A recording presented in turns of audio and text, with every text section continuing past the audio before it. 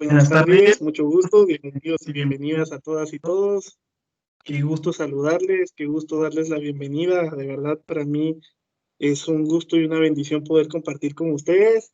Aquí estamos con un par de problemas técnicos, pero ya en un ratito los vamos a solucionar.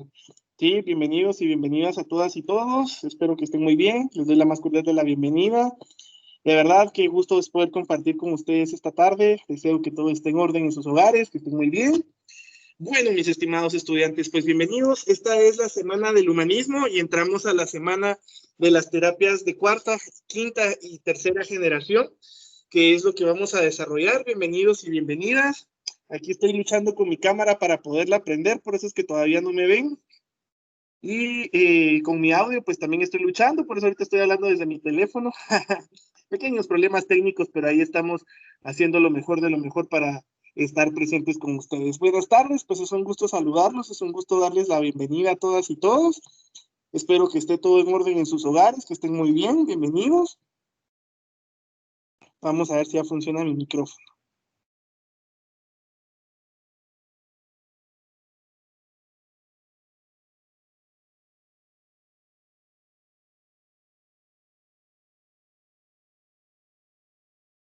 Bueno, pues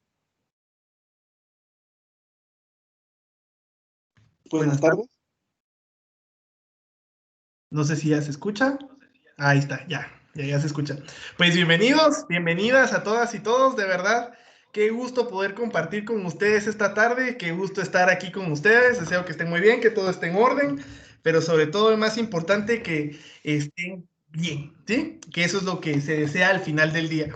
Pues bienvenidos, muchísimas gracias. Y miren, ahí estábamos peleando con la tecnología esta tarde, pero ya estamos de todo, ya estamos aquí de lleno. Bueno, pues mis estimados estudiantes, es un gusto poder compartir con ustedes esta tarde. Deseo que todo esté en orden en sus hogares. Me gustaría empezar mi curso pues dándoles las siguientes indicaciones. Primero que todo, para que no se vayan a olvidar de participar en el foro que está habilitado en el portal académico, con pues la terapia que más ha llamado su atención. Sí, eso es lo primero que pues me gustaría compartir con ustedes. De segundo, pues les quiero recordar que el día viernes es el último día para generar la participación dentro de lo que es este primer caso práctico, ¿sí? Sobre esto me gustaría abordar una duda generalizada que he visto a raíz de las preguntas que han llegado al correo, a Teams, al WhatsApp. Miren, mis estimados estudiantes, el objetivo de esta tarea es de que ustedes puedan como tener un acercamiento a lo que es la vida real, ¿sí? Y este caso particular tiene una situación bien interesante, ¿sí? Si bien es cierto, se los mandé con un diagnóstico, si bien es cierto, ahí hay bastante información y pareciera que solo hay cuatro terapias que ustedes pueden dar, en realidad ustedes pueden llenar el total de las terapias que ustedes crean que necesita esta persona. De igual forma, si ustedes consideran en algún momento que dentro de su aplicación clínica ustedes ven necesario aplicar, qué sé yo, se me ocurre ahorita, interpretación del sueño desde psicoanálisis, pues ponerlo, ¿sí? El objetivo de esta tarea es de que ustedes tengan un acercamiento a lo que es la vida real, ¿sí? De que empiecen a poner en práctica lo que es el curso como tal de Escuelas de Psicología 1, ¿sí? Y pues empezar a darle vida a lo que ustedes vieron en los cursos previos, que es historia contemporánea de la psicología e historia del pensamiento psicológico, ¿sí? Entonces, sobre ese sentido, ustedes están en la suma libertad de aplicar las psicoterapias que consideren, ¿sí? En ese sentido, pues quiero ser muy claro y decirles, ustedes están en la suma libertad, ¿sí? Al igual que aplicar las sesiones que consideren, ¿sí? ¿Cómo voy a saber yo que el caso estuvo bien hecho o en algún momento hubo un fallo? Miren, pues, como yo les estoy dando esta libertad, yo voy a calificar el caso en base a la efectividad de su terapia, ¿sí? Yo les voy a compartir una rúbrica, se las voy a compartir más o menos entre el día de hoy o el día de mañana, dentro de la cual ustedes van a ver cuál es la efectividad de la terapia. No se preocupen. Con esto no les estoy diciendo piénsenselo bien, al contrario, yo lo que quiero evaluar aquí es qué tan creativos son ustedes para aplicar técnicas. Sí, quiero evaluar aquí qué tan creativos pueden empezar a ser para pensar qué podemos hacer con este consultante, ¿sí? Si bien es cierto, este consultante ya tiene un diagnóstico, yo creo que a los que ya leyeron el caso se pueden ir dando cuenta que puede haber otro trastorno por ahí metido y que no está diagnosticado. Bueno, pues si ustedes consideran que este trastorno que probablemente puede estar necesita intervención, pues ponerla, ¿sí? Ahí sí que el objetivo de este caso es que ustedes tengan su acercamiento y un primer acercamiento a esto que es empezarse a acercar a la vida real de los consultantes, ¿sí? Eso es con relación a este viernes. Y esos son los últimos puntos que vamos a jugar en el curso.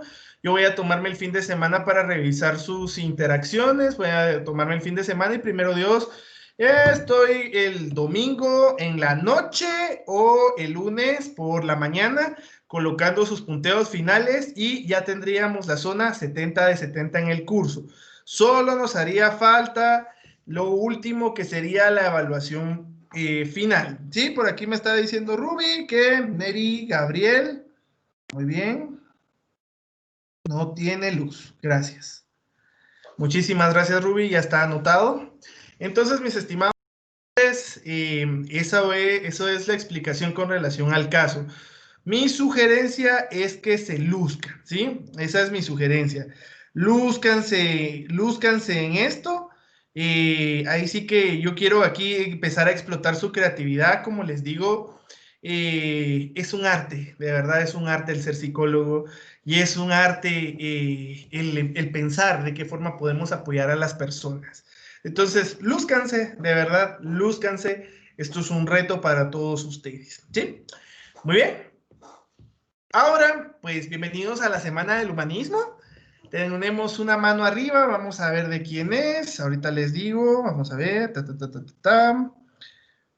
No me sale de quién es la mano, permítanme. Ahorita, chicos, perdonen. Verónica, te escucho. Buenas tardes. Buenas tardes, Lick. Solo una pregunta respecto al caso número 1 que había dejado. Supongamos que creo que ahí en la parte final había como unas tablitas por separado porque era técnica y a la vez qué terapia se iba a utilizar o algo así. Correcto. Entonces, supongamos que en la primera sesión, por decirlo así, utilizo la terapia gestáltica y en la segunda utilizo la conductual y así, o sea, con muchas terapias, ¿eso es posible o solo es en específico la terapia que concuerde con el diagnóstico? Ay, ya me confundí. Muy buena pregunta. Yo ya le entendí más o menos cómo va. Mire, Verónica, como les dije en alguna clase, y eso va para la general, y buena pregunta, Verónica, muchísimas gracias. El objetivo de esto tampoco es hacer un chirmol, ¿sí? En ese sentido, si ustedes consideran, ahorita les pongo un ejemplo muy general, ¿sí? Supongamos, Michelle, buenas tardes, bienvenida, no te preocupes, bienvenida. Supongamos que ustedes en la primera decidieron trabajar un enfoque psicoanalista, por decir algo. Entonces, la primera sesión trabajamos un poquito de interpretación de sueños, en la segunda sesión un poquito de catarsis, en la tercera sesión trabajamos un poquito esto de el sistema psíquico, específicamente abordamos los mecanismos de defensa, en la cuarta sesión, pues por ahí vamos bien, ¿sí?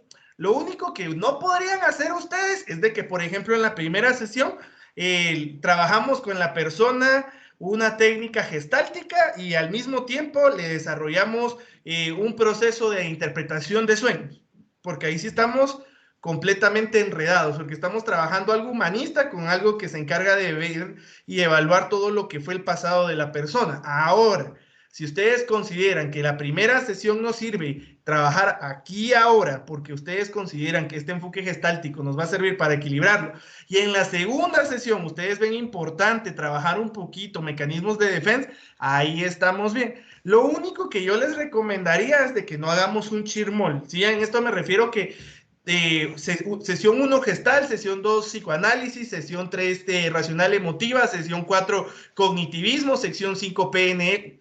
Tratemos de, si vamos a trabajar con varios enfoques, pensemos cómo le podríamos dar un orden lógico. Por ejemplo, trabajamos en la sesión 1 interpretación de sueños, 2 catarsis y 3 mecanismos de defensa, y empezamos la cuarta sesión con un poquito de trek.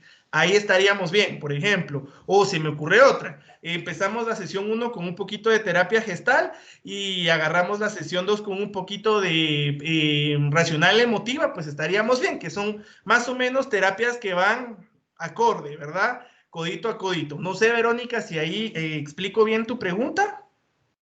Sí, Lick, sí, gracias. Perfecto, muy bien. ¿Alguna otra duda? Estamos aquí atendiendo dudas.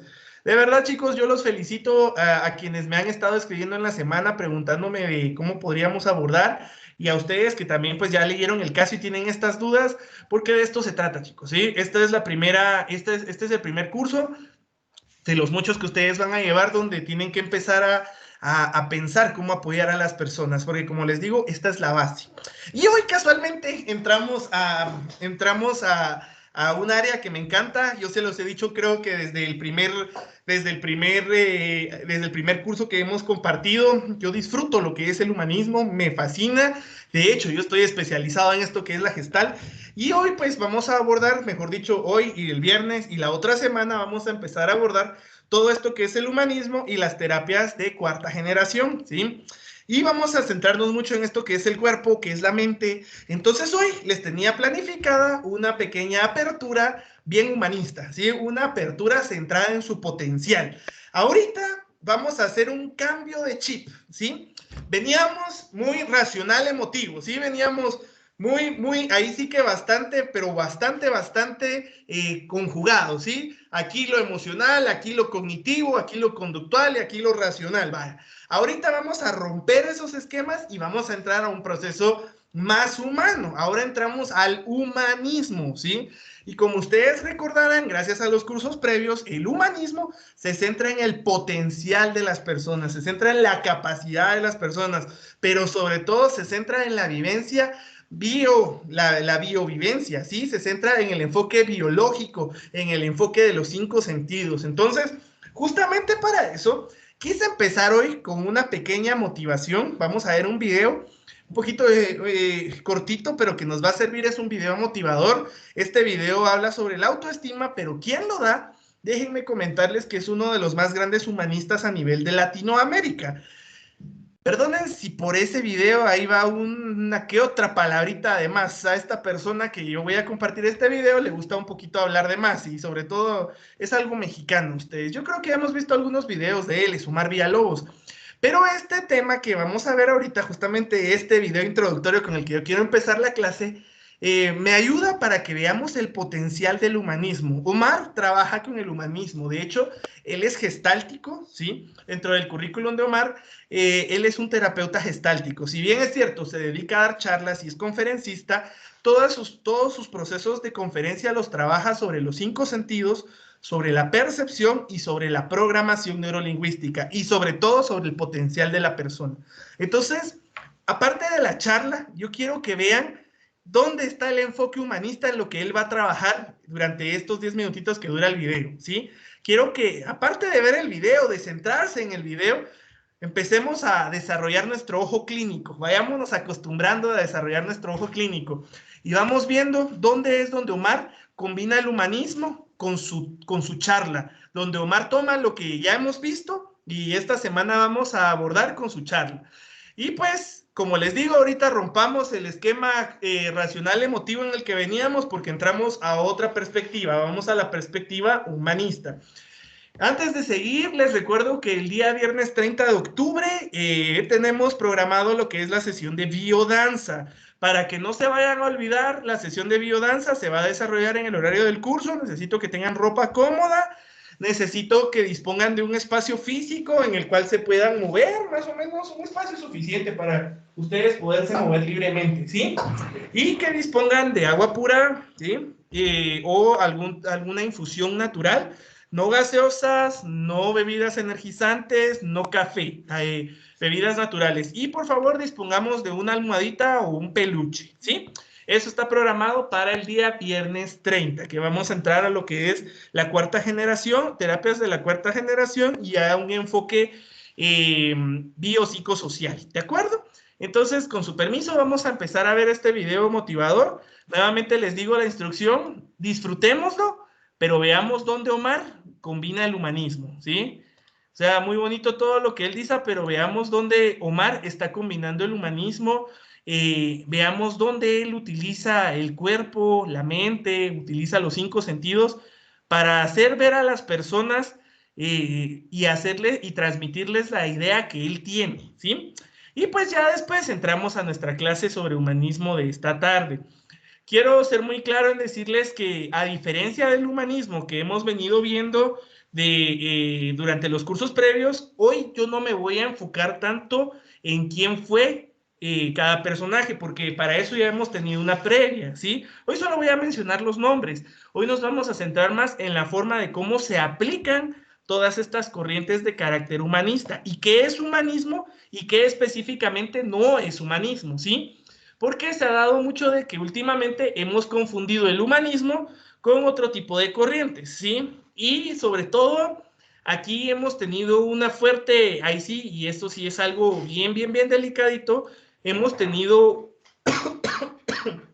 mil disculpas, hemos tenido una fuerte crítica el humanismo, porque lamentablemente algunos profesionales han tomado el humanismo como el coaching, ¿sí? Y el humanismo y el coaching se diferencian por muchas cosas. Entonces, por eso quiero que hoy en esta clase veamos qué es un humanismo y yo les voy a explicar también en qué se diferencia con el coaching, ¿sí? Entonces, disfrutemos el video, por favor, pongámosle atención a los gestos y a las palabras que Omar va a usar. Voy a desconectar mi cámara y mi micrófono para poder apreciar de mejor forma el video.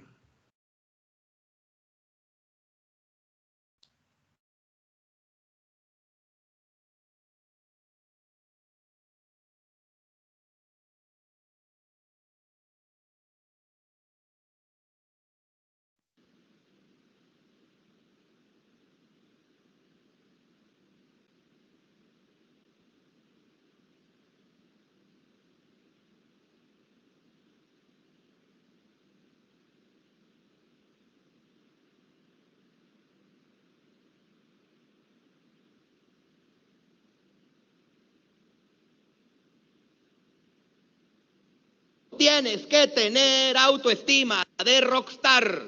Todo el mundo te dice que tengas autoestima. Ustedes le han dicho a miles de personas, tenemos que tener autoestima.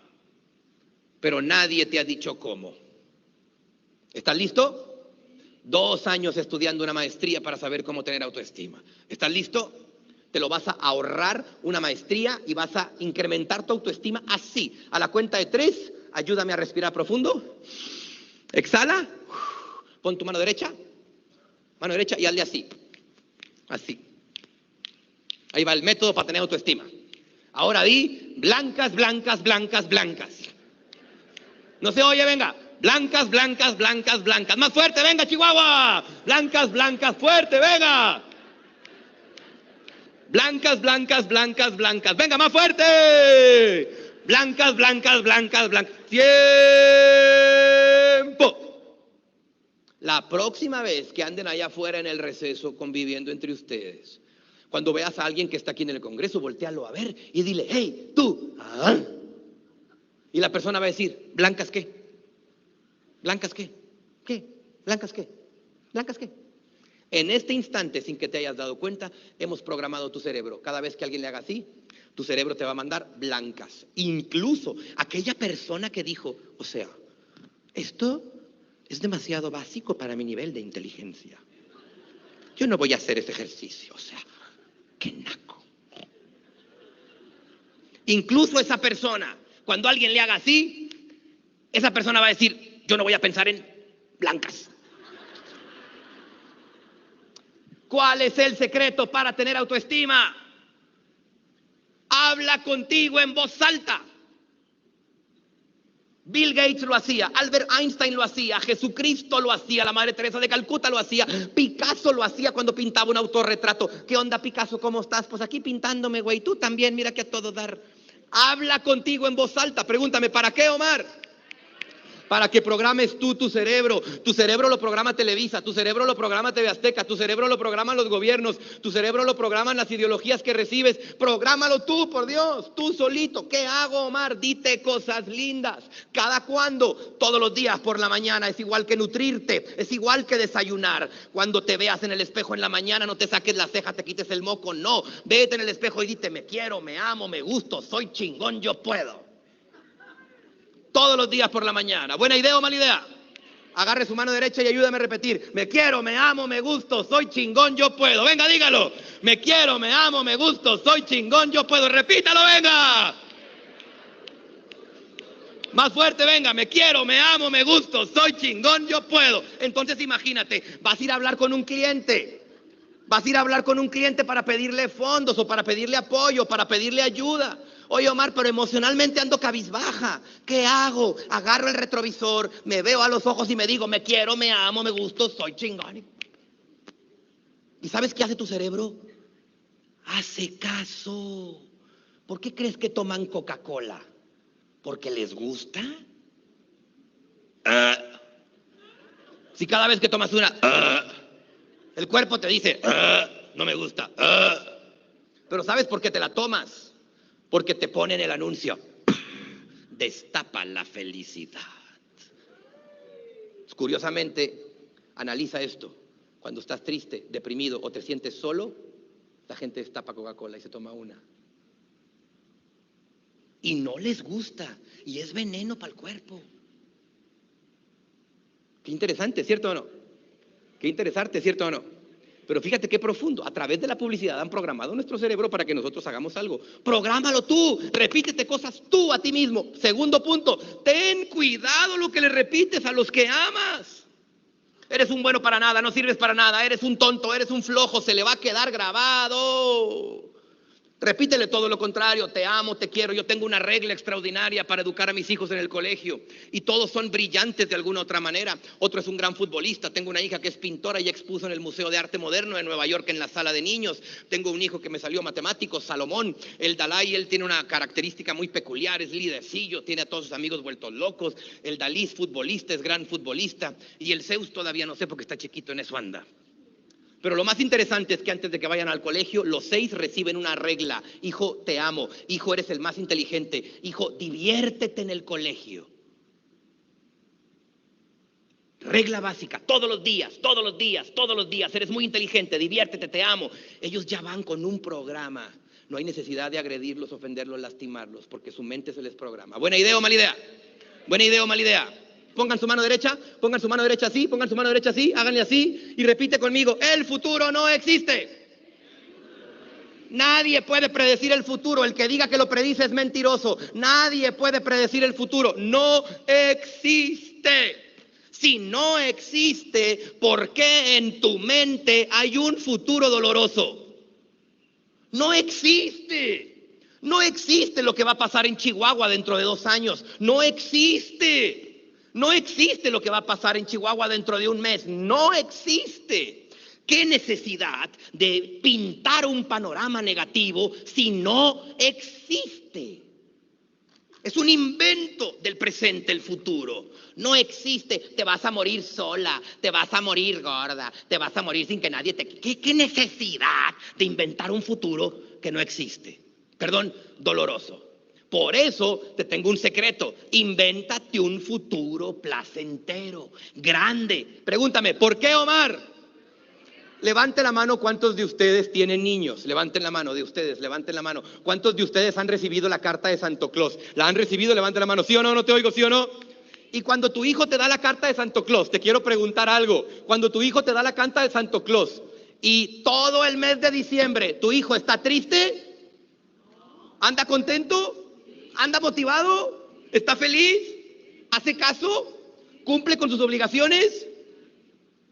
¿Va al baño y se limpia bien? ¿Todo lo hace bien? ¿Por qué, Omar? Porque el niño, cuando manda la carta a Santo Claus, tiene una certeza o un sueño. En el futuro llegará Santa. Su cerebro, cuando tú tienes un futuro placentero, tu cerebro secreta un neurotransmisor en tu mente: dopamina. Y la dopamina te dopa, te da energía, te motiva, te da alegría. Tienes, por ejemplo, yo tengo 6 días de gira. Empecé en el DF el domingo, el lunes con la Comisión Federal, el martes en Querétaro, luego después en Querétaro, luego después en Chihuahua. Y estoy que me quemo por ir a ver a mi señora. Y yo sé que llegó hoy en la noche. Y estoy feliz, estoy dopado, porque voy a ir a ver a mi señora, porque me espera garantía de futuro placentero. ¿Sí se dan cuenta? Mi cerebro tiene ¿qué? Dopamina. Quiero ver a mi señora. Ya sé que ya mero llego, ya en cuanto agarro un avión llego, voy a llegar a las 10:30, gordita, yo te despierto, no te preocupes.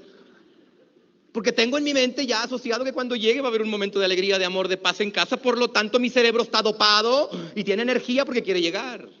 Cuando hay un futuro garantizado, placentero, tu cerebro secreta dopamina. Pero cuando hay un futuro doloroso, tu cerebro secreta noradrenalina, un neurotransmisor tóxico para tu cuerpo que disminuye tus defensas, tu agilidad, tu pensamiento, tu sinapsis y tu sistema inmunológico.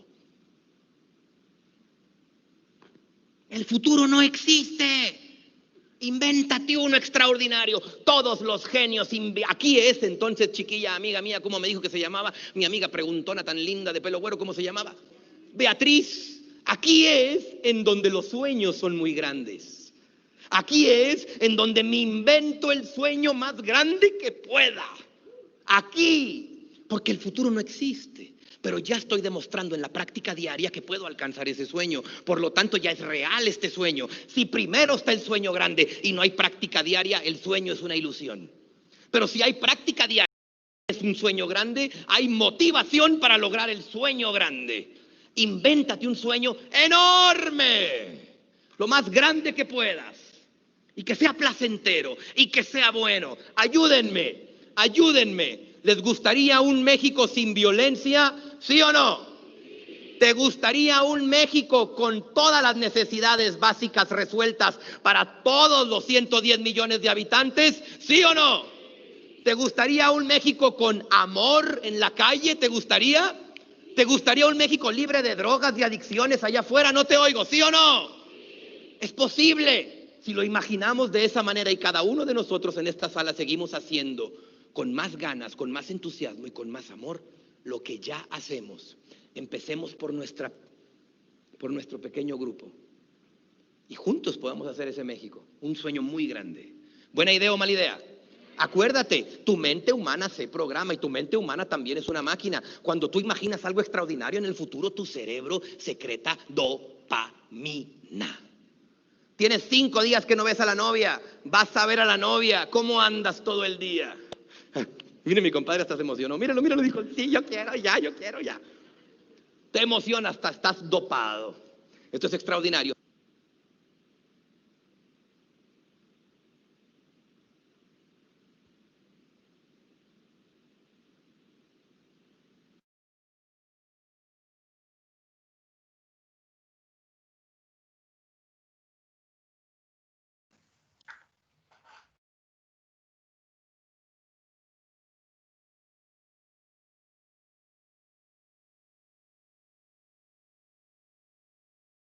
Bueno, ¿y qué les parece? ¿Qué piensan? ¿Dónde el humanismo ahí? ¿Dónde estaba Omar utilizando el humanismo? ¿Qué creen ustedes? ¿Qué técnicas utilizó Omar? Él combinó un poquito entre un poquito también de PNL, sí, pero la PNL se cuadra también, se puede encuadrar dentro de lo que es el humanismo, pero algún voluntario o voluntaria que nos quiera compartir ahí, ¿qué encontró? ¿Dónde vio que Omar estaba aplicando el humanismo? Por ahí Ángela nos está diciendo que ella quería ver más. Ahí está en YouTube. Omar Villalobos, se los recomiendo. Tiene muy buenas conferencias y sobre todo, de verdad, la perspectiva que él maneja de muchas cosas en la vida diaria es bien puntual, ¿sí? Aquí hablaba de muchas cosas bien puntuales que nosotros tenemos que tener al tanto. Pero bueno, algún voluntario o voluntaria que quiera levantar la manita y decirnos qué elementos humanistas vio o qué fue lo que más le llamó la atención de este pequeño video que vimos. Por aquí tenemos, Adriana nos dice, yo vi el aquí y el ahora. Sí, definitivamente, él lo dijo en todo momento, el futuro no existe, ¿sí? Y lo decía, y el futuro no existe y el futuro no existe. Excelente. Verónica dice, ese video me hizo pensar que la vida es imprescindible. Sí, definitivamente, la vida es imprescindible. Y parte del humanismo es esto, es de vivir el momento actual, vivir las situaciones actuales, pero sobre todo el humanismo es estar consciente de mi realidad, de mis emociones y de mi cuerpo. ¿Sí? De ahí se desliga mucho de lo que es el humanismo.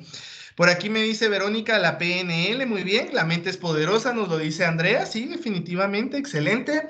Tenemos una mano arriba, Ruby, le escuchamos. Pues yo lo que vi, Lick, es que él centraba, o sea, lo da como una perspectiva humanista porque el ser humano en su plática pues era el centro de todo, ¿verdad?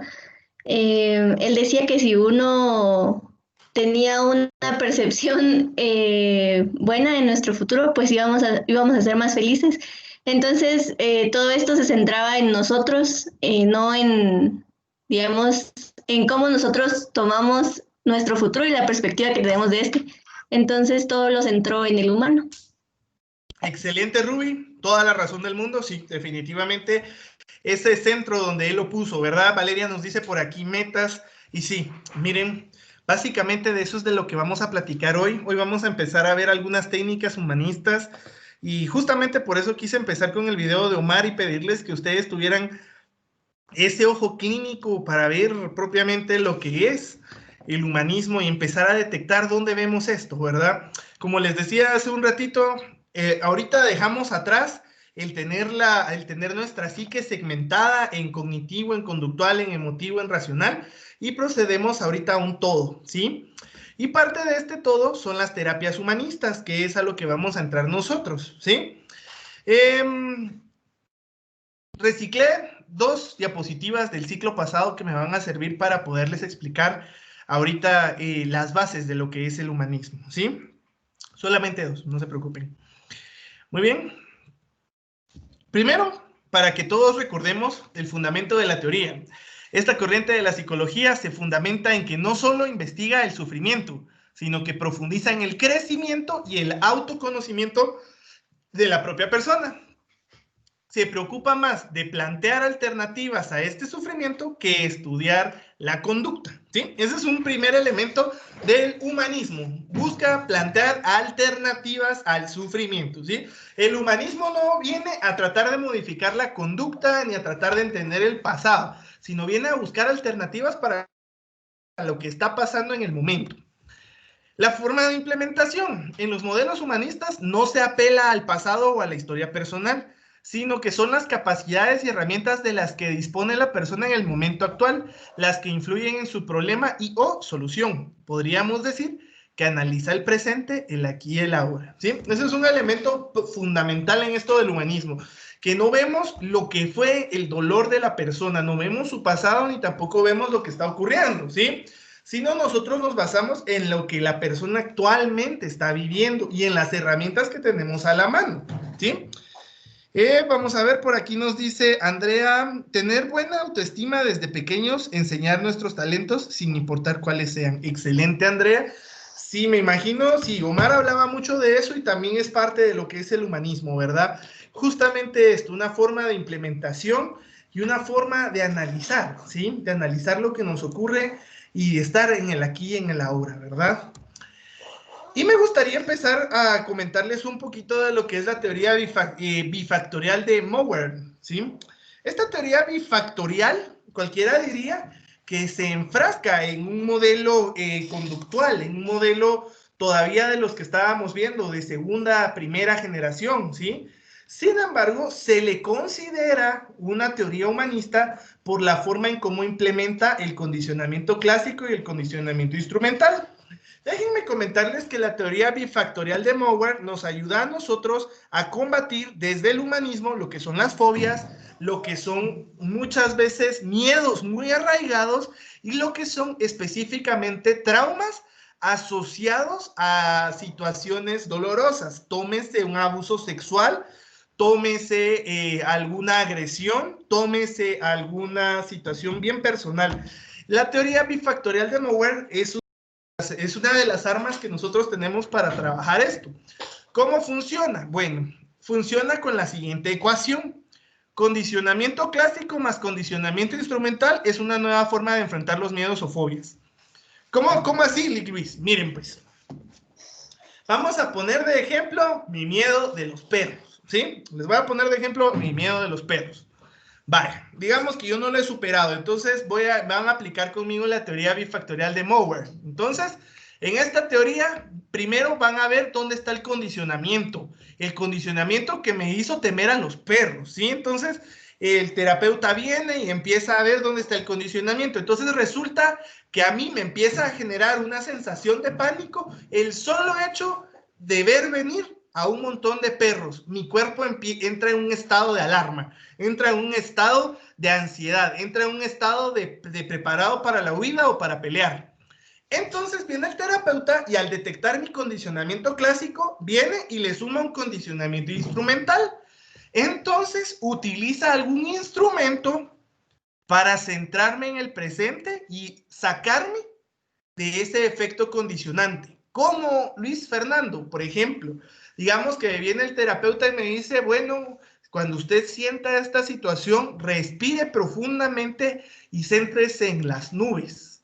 O céntrense en sus latidos cardíacos y trate de regularizarlos nuevamente. Entonces, viene el condicionamiento instrumental y por medio de un instrumento que puede ser un elemento físico, un elemento cognitivo, un elemento emocional, viene y desvía la reacción que ya está condicionada.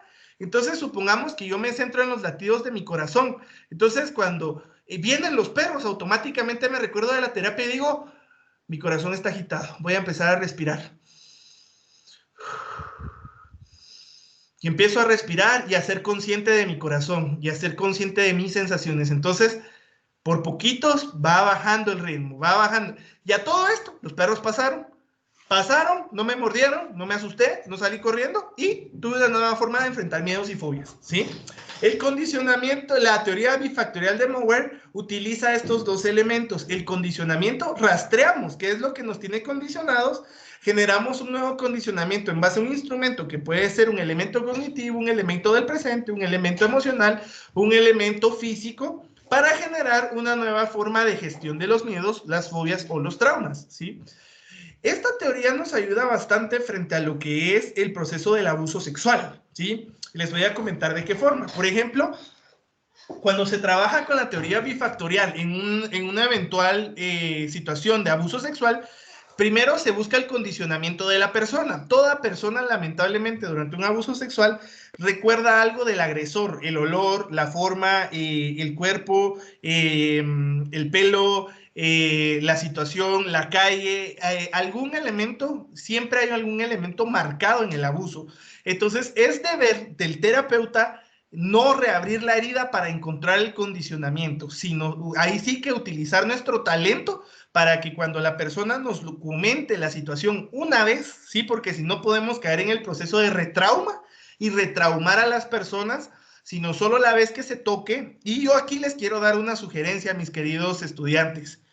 En el momento que ustedes vayan a tomar, ¿sí? En el momento en el que ustedes vayan a abordar una situación de abuso sexual o una situación muy difícil para la persona, no la aborden sin avisarle, ¿sí?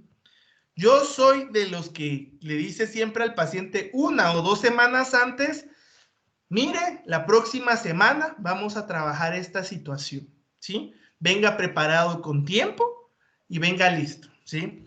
Muchos consideran que es negativo avisarle a la persona porque la predisponemos. Sin embargo, desde mi punto profesional y desde mi perspectiva, yo considero que es lo mejor avisarles porque muchas veces puede surgir el retrauma de decirle a la persona, mire, coménteme, y tal vez la persona no estaba lista. Entonces, por lo menos yo les sugiero, pero ahí sí que es mi sugerencia, ustedes van a tener su propio estilo personal del terapeuta en la forma en que van a trabajar estas situaciones, pero yo les sugiero avisarles una semana antes, por lo menos, ¿sí? O 3 días antes de la sesión, mire, vamos a trabajar esta sesión, por favor, prepárese, perfecto.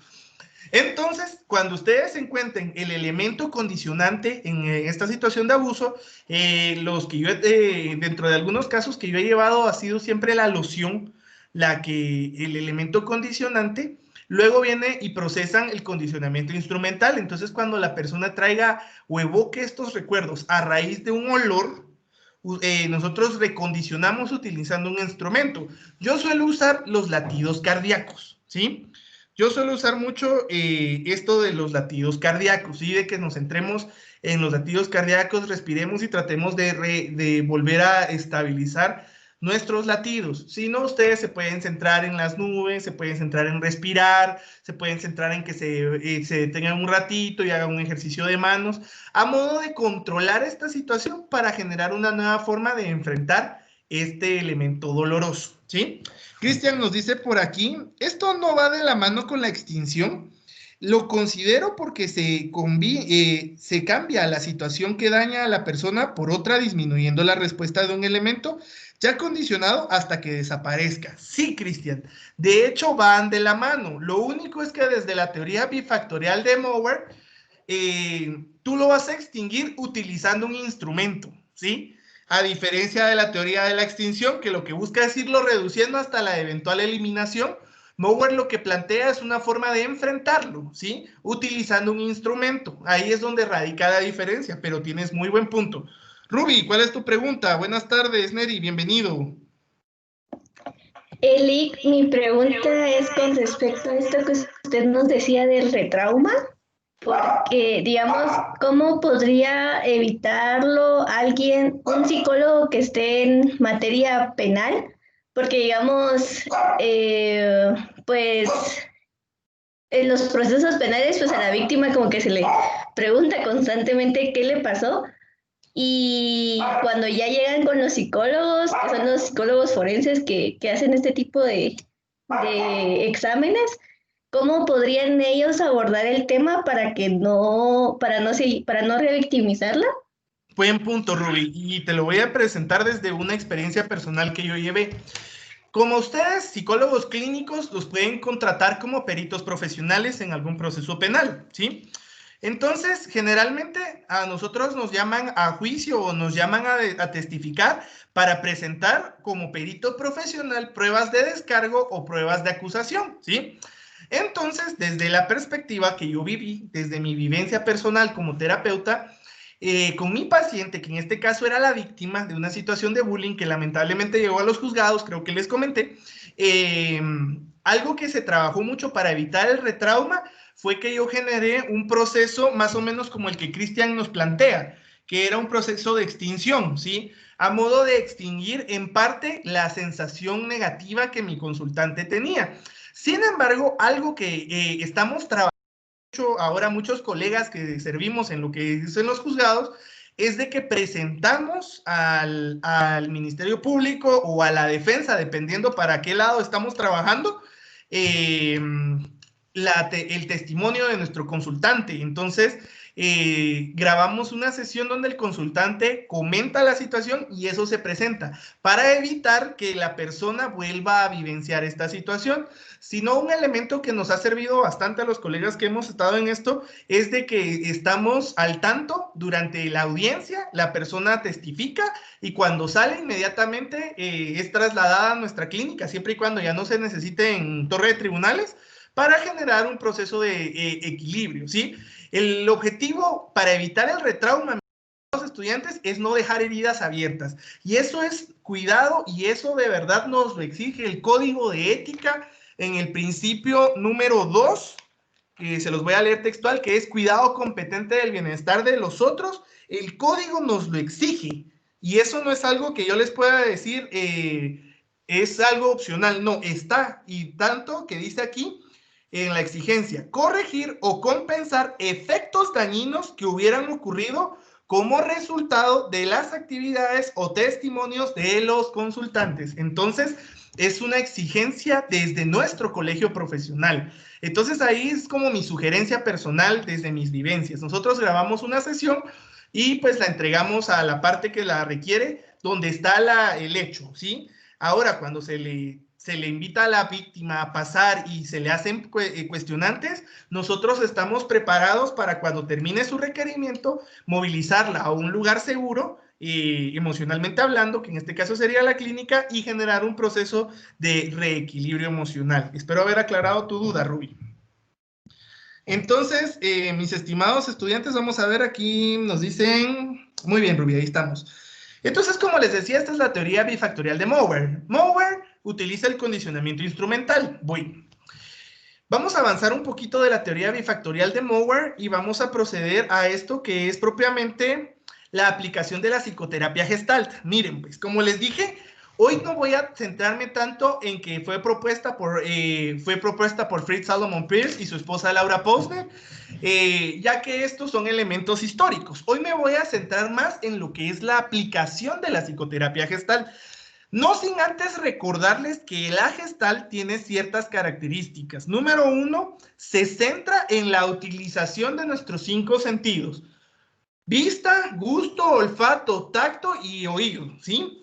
Se centra en la vivencia del aquí y el ahora. Y sobre todo la psicoterapia Gestalt se centra en un enfoque biopsicosocial, ¿sí? Estos son elementos que todos ustedes tienen que tener al momento de vivir estas situaciones, ¿sí? Sobre todo estos elementos tan personales desde la psicoterapia y vivencia Gestalt, ¿sí? Ahora bien, ¿cómo podemos empezar a aplicar las diferentes técnicas de terapia Gestalt? Miren, pues, la Gestalt nos plantea diferentes técnicas y vamos a empezar una con el juego del rol, ¿sí? El juego de roles puede ayudar a las personas a experimentar diferentes sensaciones y emociones y comprender mejor cómo se presentan y de este modo organizarse. ¿Qué diferencia tiene este juego de rol con el role-playing que habíamos visto la clase pasada? Que este juego de rol nosotros lo vamos a centrar no solo en personas, sino en situaciones, objetos, vivencias, emociones o cualquier otra característica vivencial de la persona. Por ejemplo, si yo quisiera trabajar con terapia Gestalt, un proceso de baja autoestima, yo podría trabajar un juego de rol y le podría pedir a mi consultante que se ponga en el rol, por ejemplo, de una persona con buena autoestima. Entonces mi consultante viene y empieza a dramatizar, empieza a vivir esto. Entonces, yo soy una persona con buena autoestima, me caracterizo por esto, me caracterizo por aquello. A pesar de que me estoy quedando pelón, soy muy feliz porque los mejores psicólogos son pelones, cosas así, ¿sí? Me explico, ahí dando un poquito de ejemplo en mi vida diaria. Entonces, hacer que la persona se meta dentro de su rol, dentro de este rol, a diferencia del role player que nos pide que tomemos el rol de otras personas. El role player está más centrado en tomar el rol de las otras personas. Y el juego de rol gestáltico no solo se basa en personas, sino en objetos y en animales. Por ejemplo, dentro de mi vivencia clínica yo he visto mucho esto, yo trabajo mucho el juego de rol cuando estamos tratando de poder apoyar al consultante con relación a lo que es el trabajo directo para eliminar una fobia. Y dentro de estos procesos, pues mis consultantes se meten dentro del rol de las fobias. Entonces, por ejemplo, yo tuve el gusto de trabajar con una persona que era hidrofóbica y trabajamos desde el rol, desde este juego del rol, un proceso con el agua. Entonces la persona adoptó el rol del agua y empezó, pues yo soy agua, me siento en calma y hasta se movía. Es que esta es la belleza de la Gestalt, ustedes. La Gestalt, si ustedes me lo preguntan a mí, cuando yo trabajo esto, cuando yo trabajo Gestalt, yo algo que hago es de que yo sí le pido al consultante que se siente en el piso. Yo tengo mis sillones y pues son muy cómodos, pero también le pido al consultante que se siente en el piso. Cuando trabajamos Gestalt, yo le pido que se quite los zapatos. Yo en mi caso, yo trabajo con calcetines si hay mucho frío, y si no hay frío, pues trabajo sin calcetines. Porque la Gestalt algo que nos pide es centrarnos en nuestro ambiente, tener la vivencia de nuestro entorno, ¿sí? Entonces, mi consultante y la Gestalt se trabaja, y esta es una de las demandas que Gestalt tiene dentro de estos procesos. Pide que sean clínicas humanistas, humanas. ¿A qué me refiero con esto? Vamos a ver, los gusanos daría mucho más miedo y de una respuesta negativa. Nos dice Ángela, vamos a ver. Esto no generaría más miedo, por ejemplo, los gusanos daría mucho más miedo y de una respuesta negativa. Sí, Ángela, tienes muy buen punto, pero aquí es donde yo les digo, y por lo que también está el ejemplo, ¿sí? No podemos entrarle de una vez a una persona con Gestalt, por ejemplo, o a entrarle a una persona con hipnosis en las primeras consultas, sino todo su proceso va orientado para que en un momento podamos hacer este tipo de procesos, ¿sí? Yo he trabajado con personas temor a perros, es irónico, pero sí, he trabajado con personas temor a perros. De los miedos más recurrentes con los que yo he trabajado son miedo al agua, miedo a los perros, miedo a los gusanos, miedo a los espacios abiertos, miedo a la oscuridad, miedo a los espacios cerrados, miedo a los elevadores, miedo a los círculos, un poquito de tripofobia, y he trabajado bastante mucho temor a la suciedad. Entonces, yo no entro directamente con Gestalt, un juego del rol, por ejemplo, para evitar lo que tú nos expones bien, sino esto se trabaja en un proceso, ¿sí? Entonces, cuando yo trabajé con esta persona, la hidrofobia, veníamos trabajando un poquito de desensibilización sistemática, tal vez 3 sesiones de desensibilización sistemática previo al juego de rol. Y aquí es donde yo enlazo la tarea que les dejé. Por eso les dije, no podemos hacer un chirmol en terapias, ¿sí? Sino ustedes tienen que combinar terapias, así como combinamos nuestra ropita, tenemos que combinar terapias que vayan de la mano. Entonces, yo venía trabajando con mi consultante esto que es de sensibilización sistemática y a la hora de la hora ya nos metimos a trabajar un poquito de juego de rol. Entonces, mi consultante se puso soy agua, me siento en calma, y yo le preguntaba, ¿y qué cúmulo de agua eres? Pues soy un lago muy lindo como el lago de Amatitlán, hay peces en mí, me siento en calma, doy vida, porque sé que doy vida, pero también doy miedo. Y en algún momento puedo llegar a herir e incluso a matar. Pero soy vida, soy agua. Y entonces, durante este juego de rol, es mi trabajo como terapeuta tomar nota y llevar el acompañamiento de las sensaciones y las emociones. Entonces yo le decía a mi consultante, me acaba de decir que es capaz de quitar la vida. Ahorita, como se siente, tiene ganas de hacer eso. Entonces mi misma consultante decía, no, porque estoy en calma.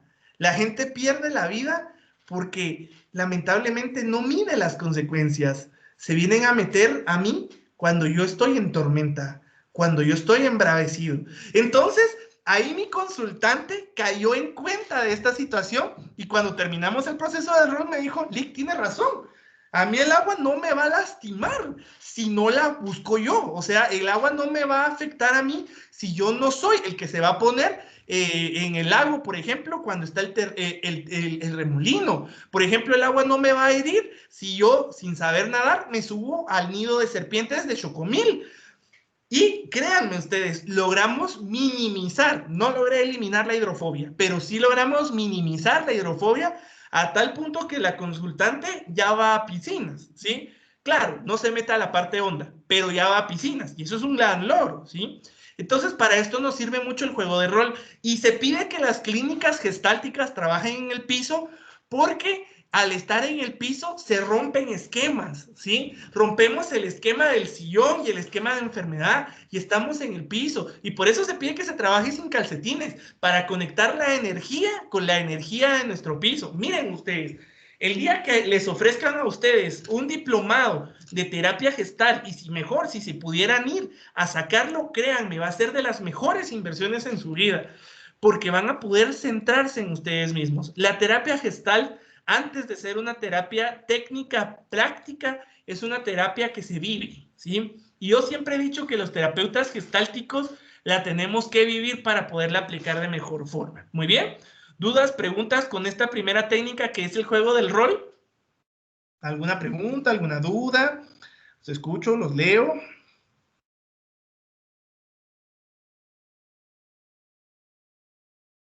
¿Estamos claros ahí con el juego del rol, mis estimados estudiantes? ¿Todo claro? Excelente. Sí, buenas tardes. Perfecto, muy bien. Excelente, bienvenido, Lee Gustavo. Un gusto compartir con usted esta tarde. Bueno, vamos a continuar entonces, mis estimados estudiantes, y vamos a pasar al diálogo. Un terapeuta Gestalt necesitará que el cliente participe en un diálogo significativo y auténtico con el fin de orientarlos en una particular forma de comportarse o pensar. Esto puede ir más allá de una simple discusión de formas creativas, más de expresión como la danza, el canto o la risa. El diálogo desde la Gestalt, a diferencia del diálogo que veníamos viendo, que era el diálogo desde la TREC. ¿Se recuerdan que la TREC trabaja mucho el diálogo y trabaja mucho esto de confrontar ideas? Por ejemplo, el consultante me presenta su idea irracional y yo busco confrontarla para que él se dé cuenta y por ende cambie desde la TREC. Bueno, el diálogo desde la Gestalt se trabaja más en una forma de expresión, desde la danza, el canto, la risa. El diálogo muchas veces nos ayuda a nosotros a desahogar nuestras emociones a nivel verbal, pero cuando la verbalización no es suficiente, la Gestalt propone utilizar lo alternativo, la danza, el canto, la risa, los colores, la pintura, para generar estos procesos, ¿sí?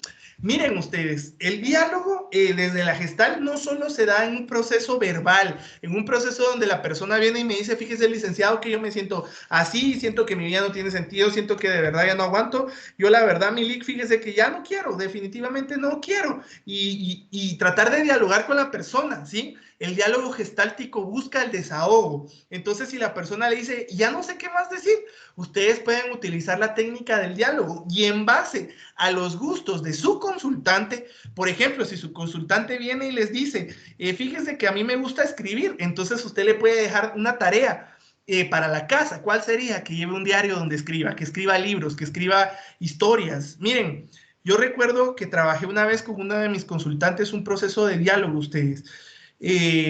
Por situaciones de la vida, esta consultante lamentablemente vivió un proceso muy doloroso a nivel personal y estábamos trabajando este proceso del diálogo y ella escribió un libro. Recuerdo el libro, el título fue tan lindo porque el libro que ella escribió se llamaba La danza de la mariposa y me encantó, ustedes, porque ella desahogó muchas cosas que ni siquiera había hablado en terapia dentro de las hojas de su libro. Entonces el diálogo gestáltico nos ayuda al desahogo, ¿sí? Y ustedes pueden acompañar con danza, canto, risa, escritura.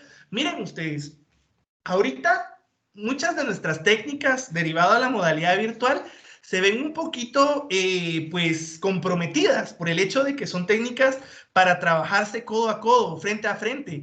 Son elementos que de verdad si los aplicamos nos pueden servir para trabajar con nuestro consultante, pero cuando volvamos a la parte, ahí sí que cuando volvamos a la normalidad y empecemos nuevamente el trabajo directo con las personas, estas técnicas son tan lindas porque el terapeuta, claro, sin generar proyección, ni contra transferencia, ni mucho menos transferencia, el terapeuta puede tomar parte. Por ejemplo, cuando trabajamos el diálogo con algunos consultantes, yo trabajo lo que era el proceso de la danza. Y entonces tomábamos ritmos ustedes, y créanme, 2 consultantes me enseñaron a bailar la danza árabe ustedes, que involucra mucho el movimiento del abdomen y las caderas. Y miren ustedes, ahí me di cuenta que literal, de bailarín, me muero de hambre, ¿sí? Porque no tengo esa habilidad para mover esas caderas ustedes. Si bien es cierto, yo les hago ahí un bailecito, pero hasta ahí, caderas no puedo mover. Entonces, uno se involucra y créanme, ese involucramiento que ustedes tienen sin transferencia con sus consultantes los ayudan a generar enlaces más profundos y a encontrar elementos bien necesarios y bien puntuales que a veces el consultante no puede articular verbalmente. Otra característica, otra técnica que la Gestalt tiene es la discusión de los sueños. Los sueños juegan un papel importante en la terapia Gestalt, ya que pueden ayudar a las personas a entender los aspectos espontáneos de sí mismos. Pero aquí quiero compartir con ustedes cómo es la interpretación de los sueños desde la Gestalt. Recuerdan que la interpretación de los sueños desde el psicoanálisis era encontrar el elemento, era encontrar el contenido manifiesto, el contenido latente, entender la situación en la que estaba, buscar los elementos oníricos, buscar cualquier elemento que nos pudiera dar idea a nosotros sobre quién giraba el sueño, por ejemplo, encontrar los elementos fálicos, encontrar básicamente y tratar de entender este sueño, analizarlo y por ende generar un análisis. Bueno, la Gestalt también trabaja lo que es la discusión o el análisis de sueño, pero la Gestalt no lo trabaja como el psicoanálisis. La Gestalt, la discusión de los sueños, la trabaja de una forma diferente. ¿Cómo, Lick Luis? Pues, les voy a poner de ejemplo un sueño. Imaginemos que yo soñé, ¿sí?, que yo era una casa. Yo me soñé como una casa y soñé que un tsunami vino y me destruyó. Entonces, yo estoy preocupado porque últimamente me han salido mal muchas cosas y definitivamente me siento mal, me siento herido. Entonces, dentro de esto, voy con mi terapeuta y mi terapeuta empieza un proceso de discusión de sueños. Entonces, le cuento mi sueño, le narro mi sueño y mi terapeuta va encontrando quiénes son los personajes del sueño. En este ejemplo que yo les dije, era una casa, un tsunami y sol. Entonces mi terapeuta me pide que yo personifique la casa. Entonces, literalmente el consultante, en este caso yo, adopto la forma de una casa y me meto dentro de la sensación de la casa. Y el terapeuta platica con la casa, no conmigo, Luis Fernando, ¿no? El terapeuta no platica conmigo, Luis Fernando, porque yo estoy siendo ahorita y personificando la casa de mi sueño. Entonces, yo estoy así y el terapeuta me pregunta, ¿qué sientes? Pues me siento tranquilo, me siento muy fuerte, siento que puedo albergar vida dentro de mí.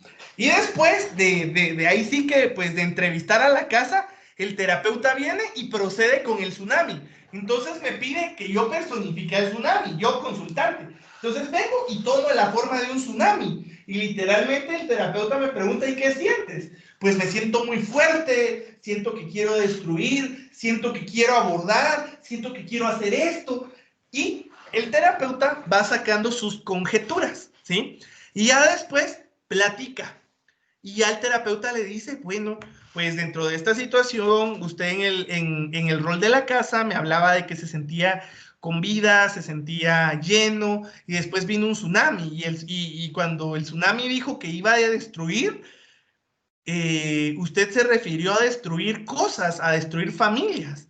Entonces, supongamos que yo tengo un problema de familia, y ya el terapeuta viene y me acuña. ¿Usted está pasando ahorita problemas duros o fuertes con su familia a tal punto que siente que su hogar se va a destruir? Sí. No le quería contar, pero fíjese que sí, y empieza, ¿sí? Así es como se trabaja la discusión de los sueños o la interpretación de los sueños desde la Gestalt, ¿sí? Datos interesantes. Número 1, ustedes tienen que cuidar la transferencia y la contratransferencia, ¿sí? Yo siempre les voy a recomendar que si van a trabajar Gestalt, ustedes antes de tomar al primer paciente de la tarde o de la mañana, se pregunten si están listos. Y una regla que me dieron allá en donde yo me especialicé en la Gestalt es el agua pura, ¿sí? El agua pura es un catalizador de emociones natural y sobre todo es un equilibrador natural. Y siempre que ustedes vayan a trabajar Gestalt, tengan agua pura en la mano, porque el agua ayuda desde las creencias gestálticas a desahogar y a purificar nuestro organismo, ¿sí? ¿Dudas, preguntas con estas 3 primeras técnicas gestálticas de aplicación? Los escucho, los leo. ¿Algo que quieran agregar? ¿Alguna pregunta?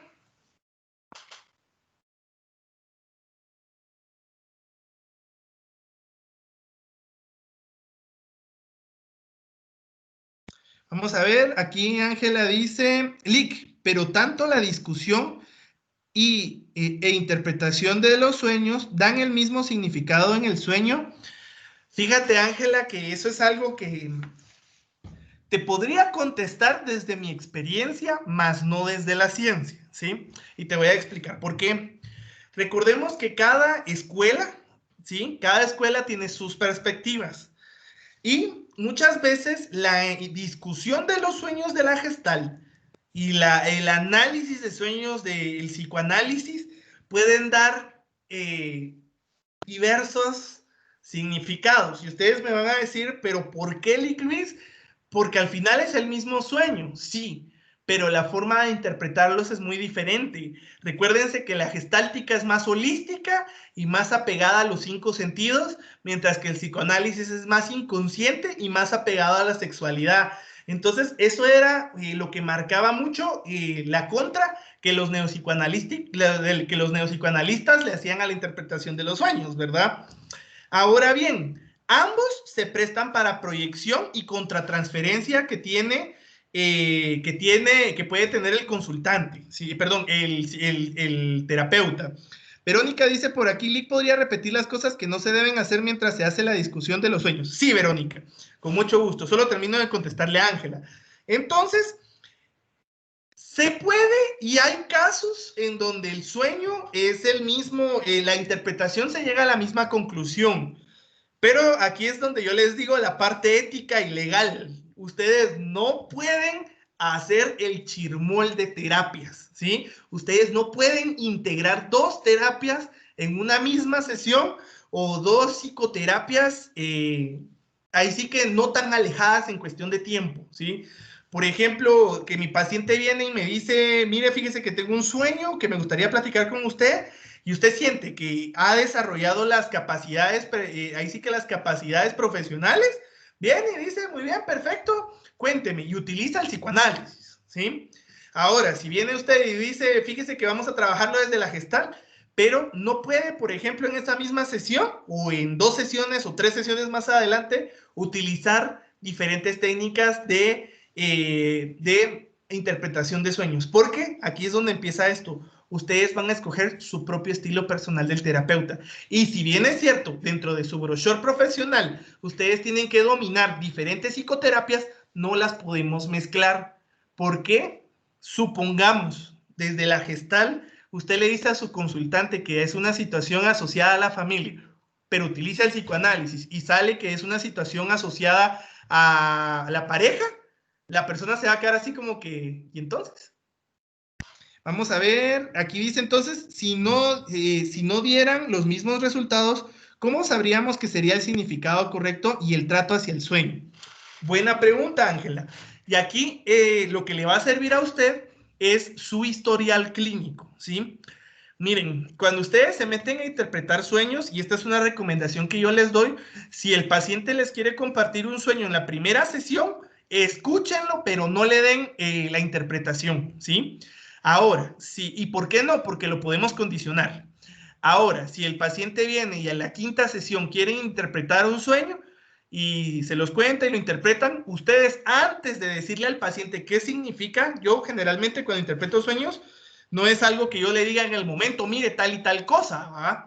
No, yo trato de decirle, bueno, entonces la próxima semana le digo. Y ya vengo con lo que yo descubrí del sueño y lo concateno con mi historial clínico y veo qué cosas son las que cuadran para poderle dar una interpretación centrada en lo que él necesita, ¿sí? Espero ahí aclarar su duda. ¿Qué es lo que no tenemos que hacer en una discusión de sueños? Bueno, número 1, estar enojados o cargados personalmente nosotros. A esto me refiero en algún momento, si usted se peleó con ya está casado, se peleó con el esposo de la esposa, y no está preparado, yo le recomiendo no atender, ¿sí? Y mucho menos trabajar interpretación, porque usted puede proyectar elementos de su enojo en la interpretación. Otra característica es trabajar interpretación de sueños si la persona no se siente cómoda. Por ejemplo, usted le dice, bueno, quiero que tome el rol de la casa, y la persona le dice, mire, licenciado, perdone, pero yo no me siento cómodo, se suspende, ¿sí? Otra de las reglas que para trabajar interpretación de sueños que no debemos hacer es en algún momento buscar entender el sueño de una forma lógica. O sea, por ejemplo, le estamos hablando a la casa y mire, ¿y la casa qué siente? ¿Y la casa qué piensa? Y de la nada nosotros, bueno, y mire, Pero si hace ratos usted me dijo que se sentía segura y ahora que ya no, ¿en qué queda? No buscarle la lógica. A eso ya usted se va a dedicar después de la sesión a encontrar esa interpretación, ¿sí? Tania nos dice por aquí, Lick, ¿el sueño tiene que ser constante, repetitivo? ¿Podemos discutir el sueño del consultante con una vez que lo haya soñado?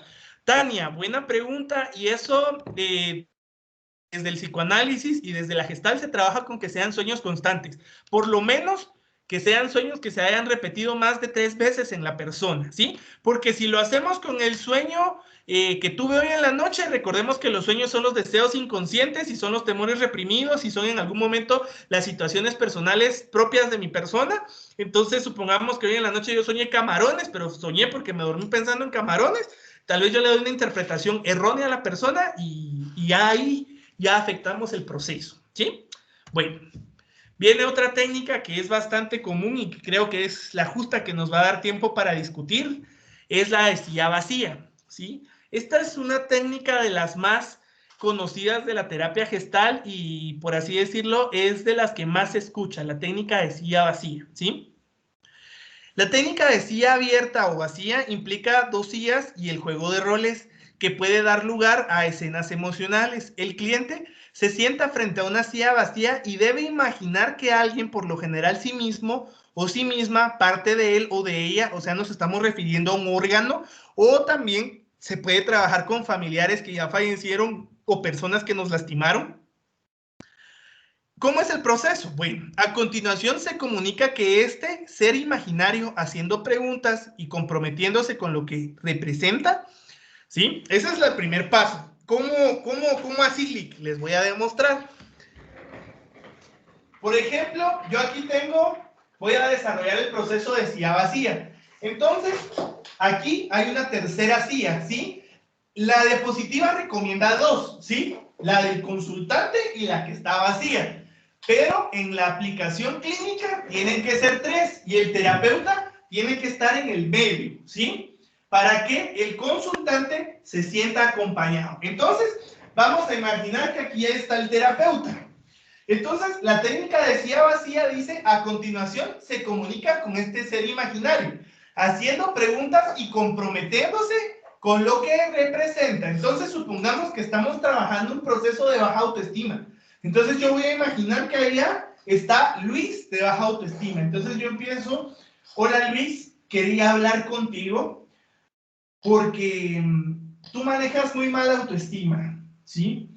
Tú definitivamente dudas de tu potencial, dudas de tus situaciones emocionales, dudas de quién eres y sobre todo, Luis, pienso que haces mal en mentir, ¿sí? Haces mal en hacer. Entonces, la persona saca y proyecta toda la emoción que maneja. Ese es el paso 2, que está ahí. A continuación se comunica con este ser imaginario. Paso 3. A continuación, se debe cambiar la silla en donde se tenía físicamente la conversación y continuarla, pero el cliente interviene en los papeles. Esta técnica tiene como objetivo permitir a los participantes localicen un sentimiento específico. Entonces, vengo y cambio de lugar. Entonces, ahora yo soy el Luis de mala autoestima. Entonces, yo vengo y le digo, sí, hola Luis, sí, tienes razón, yo tengo mala autoestima, definitivamente soy feo, sí, y nos estamos quedando pelones, y sí, tienes razón, yo dudo de mi potencial, pero es porque de verdad no podemos. Empezaste a dar charlas y te fue mal. ¿Te recuerdas ese primer webinar que organizaste? Te quedó pérdida. Y sobre eso, Luis, me vienes a decir que yo tengo mala autoestima, tú siempre caminas viendo para... Y se empieza esta situación de desahogo entre la persona y se van alternando los roles. El objetivo de la silla vacía, mis estimados consultantes, es que el consultante desahogue y localice sentimientos específicos, ¿sí? O sentimientos que él mismo repudia, ¿sí? Muchas veces la silla vacía nos ayuda a descargar. Por ejemplo, yo siento ira conmigo mismo, entonces yo me imagino a un Luis aquí y yo le digo, sí, es que me enoja, me hace sentir mal, siempre me agredes emocionalmente, y yo descargo, ¿sí? Y el terapeuta, o sea, el profesional de la salud, tiene que llevar el seguimiento, ¿sí? Para después poder ver diferentes temáticas, diferentes soluciones y encontrar esos sentimientos repudiados. La silla vacía nos ayuda mucho a trabajar duelos, a trabajar traumas, a trabajar dolores somáticos, dolor de cabeza, dolor de estómago, en algún momento desarrollar gastritis nerviosa o algo así. Y también la silla vacía nos ayuda muchas veces a trabajar estos procesos emocionales difíciles de aceptar, nos ayuda a procesos de aceptación y también nos ayuda a dejar, ¿cómo se llama?, sentimientos. Yo recuerdo el proceso de silla vacía más significativo que yo he llevado con uno de mis consultantes, es una señorita que decidió cambiar su estilo de vida y pues dejar atrás, ¿cómo se llama?, a una persona. Esta persona, de verdad, ustedes, cuando trabajamos ya vacía en clínica, fue una situación bien, pero bien compleja, donde la persona le dijo, mira, ya no más, yo voy a seguir adelante, voy a hacer esto, voy a hacer aquello, y de verdad lo hizo, ¿sí? Y cuando llegó conmigo al mes, ¿sí? Porque yo la agendé al siguiente mes para ver cómo iba, me dijo, Lick, perdón, ¿me puedes sacar la silla que tiene ahí? Y yo, sí, claro que sí, no tenga pena, y saqué la silla. Me dijo, perdone, pero es que en esa silla se quedó mi antigua yo, ¿sí? Y de verdad, ese fue un proceso significativo para mí, porque ella lo sacó, lo expresó y ahí lo dejó, ¿sí? Y la silla vacía sirve para hacer esos anclajes emocionales, ¿sí? Recordemos que un anclaje es yo le denomino como un ok o un guardar en una sensación, situación, emoción y tiempo en un momento en nuestra mente. Un anclaje es tener tomado un momento o una situación personal, ¿sí? Vamos a ver, Verónica dice por aquí, Lick, la silla vacía se puede hacer por sí solo y sin la vigilancia o cuidado de un profesional de la salud, psicólogo. No, Verónica. No se puede, no se recomienda, no se puede autoaplicar por 3 situaciones. Número 1, esta técnica abre heridas, ¿sí? Y el profesional de la salud mental está para detenerla o para permitir que la persona siga sacando, pero después cerrar la herida. Esa es la primera situación. Número 2, no se recomienda trabajar solo porque si no hay alguien que controle mis emociones, supongamos yo estoy desahogando contra Luis enojado, vengo y le digo, sí, Luis Fernández, que ya me tenés cansado, y hago una barbaridad como la que acabo de hacer. Entonces, en lugar de ser un elemento, ¿cómo se llama?, terapéutico, catártico y sobre todo de sanación, se puede convertir hasta incluso en un trauma, ¿sí? Y número 3, se recomienda que se haga con un profesional de la salud mental por los temas que se abordan, porque como les digo, la silla vacía se recomienda para trabajar traumas, para trabajar dolores, para trabajar duelos patológicos, para trabajar cambios de actitud y cambios emocionales, para trabajar perdón, para trabajar situaciones familiares. Entonces, es una técnica que sí, efectivamente es bien, bien, bien bonita, pero también bien delicada. María, excelente. ¿Y nos puedes contar cómo te está yendo sin entrar en detalles de tu proceso? ¿Cómo la sientes? ¿Cómo te está apoyando esta técnica? No sé si tienes acceso a micrófono. Tu testimonio de verdad le daría mucha riqueza a justamente este pedacito de nuestra clase donde estamos trabajando silla vacía. ¿Te escuchamos? Ahora si no tienes micrófono cuando escribes. Hola, buenas tardes. Lo siento por la voz, pero ando un poquito afectada en la garganta. No te preocupes, te escuchamos. Pues fíjese que esta técnica no se me está ayudando demasiado porque he estado sacando todo lo que tenía guardado, se podría decir, y me está liberando de varias cosas, y la verdad sí es una técnica que la verdad yo no conocía. hasta que le empezamos a trabajar y ahora que usted le está explicando, pues es como que sí es cierto. Ayuda bastante, es una técnica que pues en lo personal me ha ayudado bastante, ¿verdad? Perfecto, muchas gracias. Y nos podrías comentar, tu terapeuta siempre está atenta a todo lo que dices, ¿verdad? Sí, está atenta a todo lo que digo. Por ejemplo, ahora son así virtuales, entonces son con cámaras encendidas, las acciones y lo que digo, hasta los movimientos, se podría decir que está atenta a todo eso. Excelente. Muchísimas gracias por tu testimonio y de verdad gracias por comentarnos. Créeme, le da bastante riqueza a nuestra clase. Y sí, miren, es por eso que esta técnica no se trabaja sin el apoyo de un profesional de la salud mental. Por lo delicado que es, por los temas que se aborda y porque el terapeuta está siempre atento a lo que uno está diciendo en materia de anotar en la historia clínica, pero también está siempre atento en todo esto que es, ¿cómo se llama?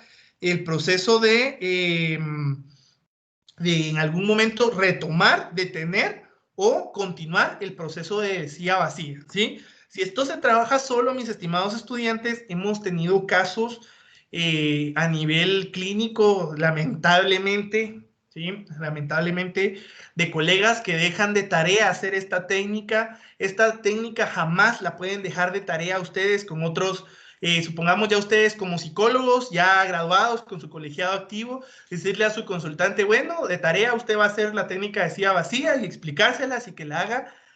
Hemos tenido lamentablemente problemas por este tipo de mala práctica, porque como les digo, es bien delicada, es muy linda, es muy terapéutica, es muy útil para trabajarla, pero la tenemos que trabajar con mucha madurez y con ese acompañamiento, tal y como nos acaba de comentar nuestra compañera, ese acompañamiento que los terapeutas debemos dar para que en ningún momento podamos afectar a la persona, ¿sí? Muy bien. Entonces, yo aquí tengo más técnicas que me gustaría seguir compartiendo, pero como el tiempo, ustedes saben que yo a veces soy mero parlanchín y les quito hasta 15 minutos de clases antes de las 6, pues me gustaría parar aquí para que podamos discutir las técnicas que hemos visto. ¿Alguna pregunta, alguna duda de las técnicas que hemos abordado hasta el momento, que son roleplay, que son juego de rol, silla vacía, diálogo y discusión? ¿Preguntas con estas técnicas? Vamos a ver, aquí dice Lick, esta técnica, ya lo habíamos leído. Aquí Ángela nos dice Lick, y si una persona realiza, vamos a ver, si una persona realiza un tipo de silla vacía sola sin percatarse que es una técnica, ¿cómo se le llamaría a eso? Bueno, si lo hace sin conocimiento, o sea, definitivamente es un proceso que le surgió, que le nació hacerlo, pues no tiene nombre. De hecho, se llamaría, o yo le pondría desahogo, ¿sí? Autodesahogo. El problema fuera, chicos, y ahí es donde yo quiero ser bien claro, que ustedes le pidan a su paciente hacer eso sin su supervisión, o ustedes, ahorita en calidad de estudiantes, quieran hacer eso sin el apoyo de un clínico o un profesional. Ya que aquí tenemos compañeros de la división industrial, ustedes también pueden trabajar esto con sus colaboradores en algún momento. Si estamos trabajando algún proceso de burnout, se recomienda bastante para el trabajo con el burnout, también se recomienda bastante para cuando hay malas relaciones dentro de la empresa. Pero sí, siempre tiene que haber un profesional de la salud ahí para trabajar. Andrea, te escucho.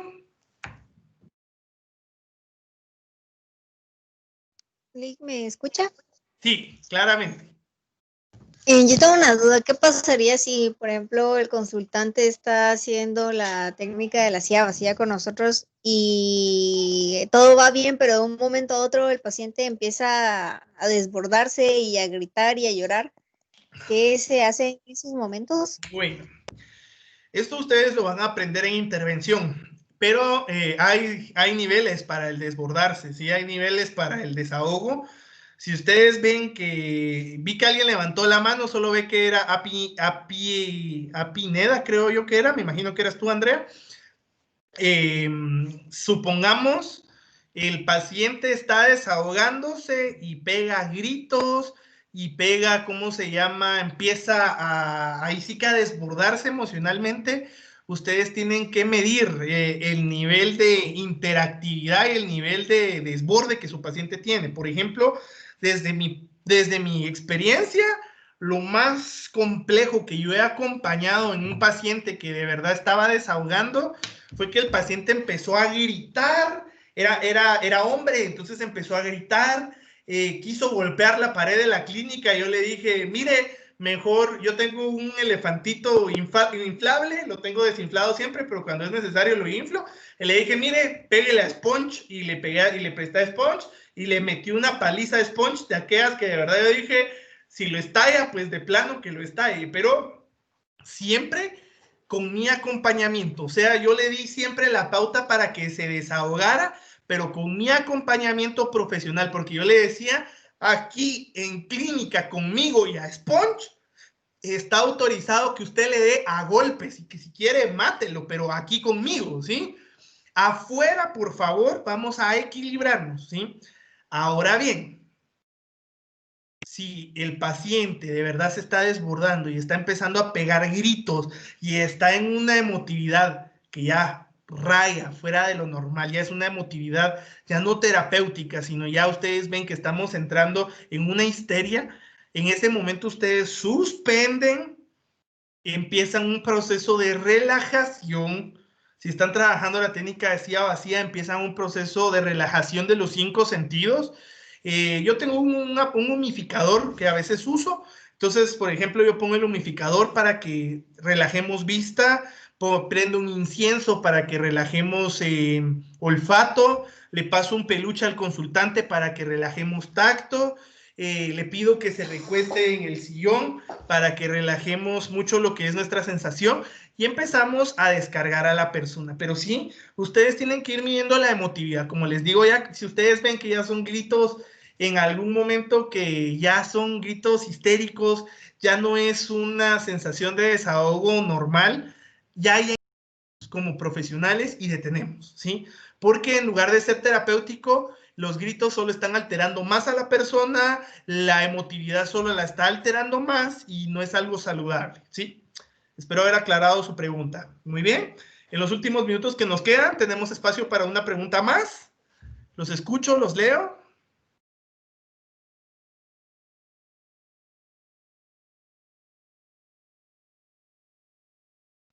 Ahí estamos. Bueno, entonces, mis estimados estudiantes, solo en materia de refrescar los pensamientos, el día viernes de esta semana me tienen que entregar lo que es propiamente su trabajo, su caso, por favor. El viernes 30, ¿sí? Viernes 30, tenemos lo que es la biodanza, ropa deportiva, una bocina, si ustedes pudieran tenerla ahí para utilizar las canciones que yo voy a utilizar. Ropa deportiva, ropa cómoda y agua pura. Andrea, te escucho. Buenas tardes. Clic, perdone. No se Tengo una preocupe. duda respecto a la tarea del viernes. Por favor.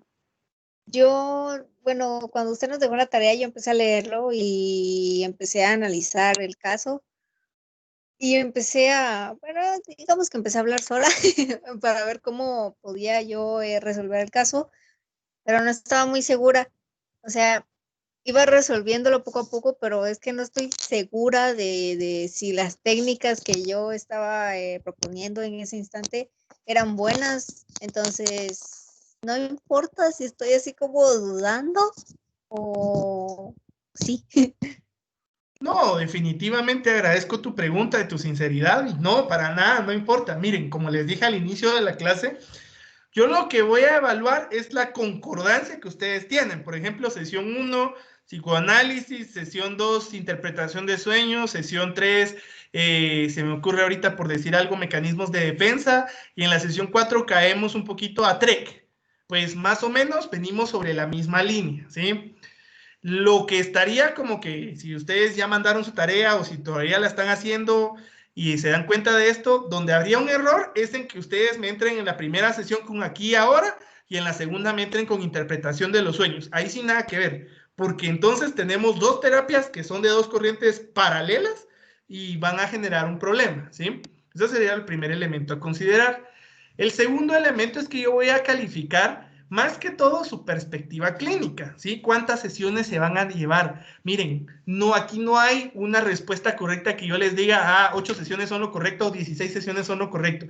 Yo lo que voy a calificar aquí es su perspectiva. ¿Cuántas sesiones consideran ustedes necesarias para que esta persona se cure?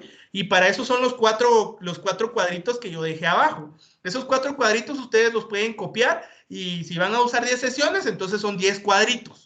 Si van a hacer 9 sesiones, son 9 cuadritos. Si ustedes creen que en 5 sesiones se cura, son 5 cuadritos. Como les digo, yo lo que voy a calificar más es la lógica con la que ustedes van a aplicar las sesiones. Y no se preocupen. Si, por ejemplo, ustedes me ponen ahí en algún momento dudan de la sesión, no hay problema, porque la idea de esta tarea es como que ahí sí que rascar la cabecita para sacar ideas, ¿sí? Donde está la calificación es en la lógica en la lógica de las técnicas que ustedes van a utilizar, ¿sí? Más o menos por ahí vamos. Cristian, ¿te escucho?